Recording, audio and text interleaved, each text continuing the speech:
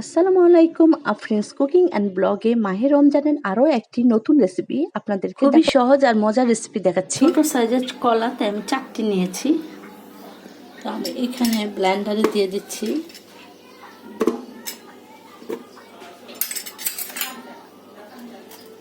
আর এখন আমি এই যে টক দইটা, মিষ্টি দইটা দিয়ে দিচ্ছি। মিষ্টি দইটাকে আমি একটু বেশি পরিমাণে নিচ্ছি। আমি এখানে প্রায় 3 থেকে 4 গ্লাসের মতো ব্যানানা স্মুদি তৈরি করব। 3 টেবিল চামচ পরিমাণের মতো গুঁড়ো দুধ আমি এখানে দিয়ে দিচ্ছি। আসলে গুঁড়ো দুধটা দিলে কিন্তু টেস্টটা খুব বাড়ে, খুব ভালোই।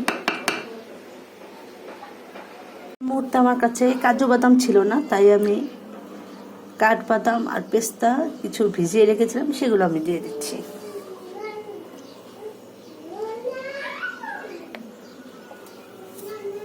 সামান্য পরিমাণের লবণ।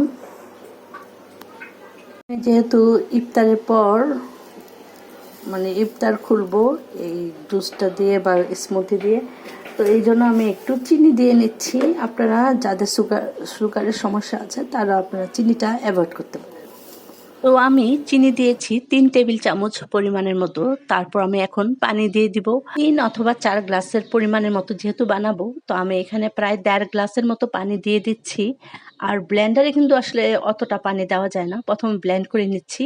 তো এখানে আমি একটু খুব সুন্দর গ্রানের জন্য 1 চামচের মতো গোলাপ জল আমি দিয়ে দিচ্ছি। তো সবকিছুকে আমি ব্লেন্ড করে নিচ্ছি। পরে আমি আরও 1.5 গ্লাসের মতো পানি দিয়ে এখানে আরবার আমি এখানে 2 বারে ব্লেন্ড করে নিয়েছি।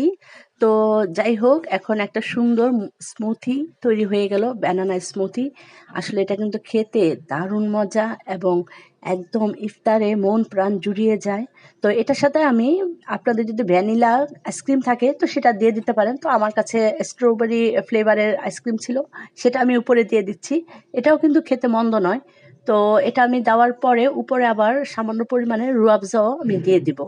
তো এটা আসলে রুয়াবজাটা আপনারা স্কিপ করতে পারেন। তো আমার কাছে তো ভালোই লাগে, তো আমি আসলে সাধারণত চেষ্টা করি রুয়াবজাটা আমার প্রতিদিনকার শরবতে রাখার জন্য বা স্মুদিতে রাখার জন্য। তো এটা আপনারা স্কিপ করতে পারেন। সহজভাবে অনেক রেসিপি আসলে আমি আপনাদেরকে দেখাই, যাতে আপনারা ঘরে সহজেই তৈরি করতে পারেন। আর খুব বেশি একটা উপকরণ দিয়ে তৈরি করতে হবে না। আসলে আমাদের হাতের কাছে যা আছে, যেটাতে মানায় সেটা দিয়ে আসলে আমরা অনেক কিছুই তৈরি করতে পারি। তো এই রেসিপিগুলো আপনাদের যদি উপকার আসে তাহলে নিজেকে ধন্য মনে করব। আর যারা আমার চ্যানেলটিকে সাবস্ক্রাইব করে আমাকে এতদূর পর্যন্ত এগিয়ে নিতে সাহায্য করেছেন, তাদের প্রতি রইল আমার অসংখ্য ভালোবাসা। আর আমার ফেসবুক পেজেও ফলো দিয়ে বা লাইক কমেন্ট করে আমার পাশে থাকবেন। তা এগুলোতে কিন্তু অবশ্যই ঠান্ডা পানীয় অবশ্যই ব্যবহার করবেন।